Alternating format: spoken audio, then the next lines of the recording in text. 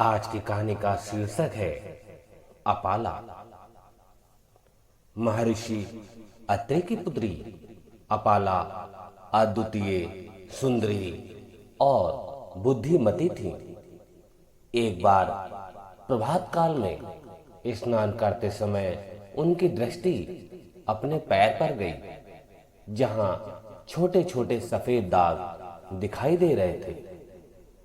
अपाला उन दागों को देखकर चकित और चिंतित हो उठी। तभी से अपाला स्नान के समय प्रतिदिन उन दागों को ध्यान से देखती थी और विस्मय में पड़ जाती थी, क्योंकि दाग धीरे धीरे बढ़ते हुए चकत्ते का रूप धारण कर रहे थे। उन्होंने यह आसानी से समझ लिया कि ये साधारण दाग नहीं है, श्वेत दाग है। अपाला ने कई बार सोचा कि वह उन दागों की चर्चा अपने पिता से कर दे, किंतु वह ऐसा न कर सकी।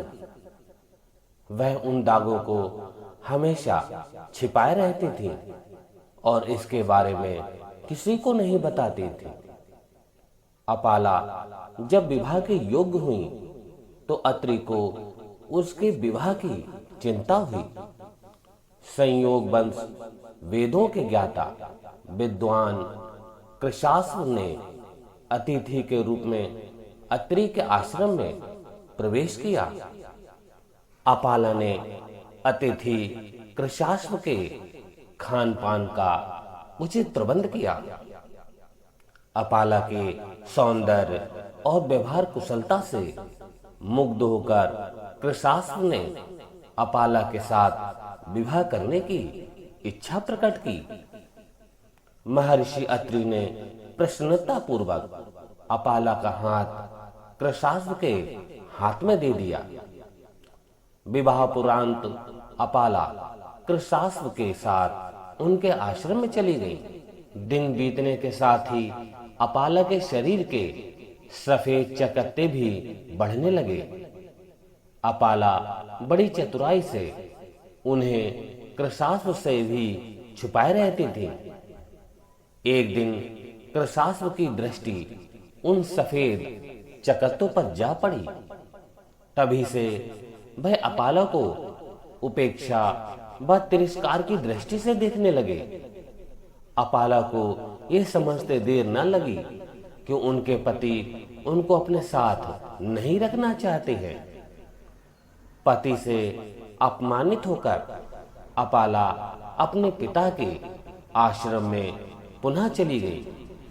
उन्होंने रूंधे हुए कंठ से सभी बातें अपने पिता को बता दी और कहा कि उन चकत्तों के कारण उनके पति ने अपमानित कर अपने आश्रम से बाहर कर दिया। इससे अत्रि बहुत दुखी हुए।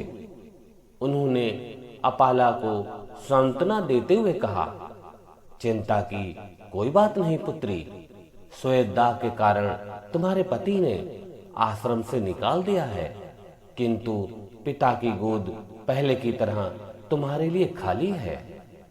तुम पहले की तरह मेरे आश्रम में ही नहीं, मेरी गोद में रहो और इस रोग के निदान के लिए पुरुषार्थ करो।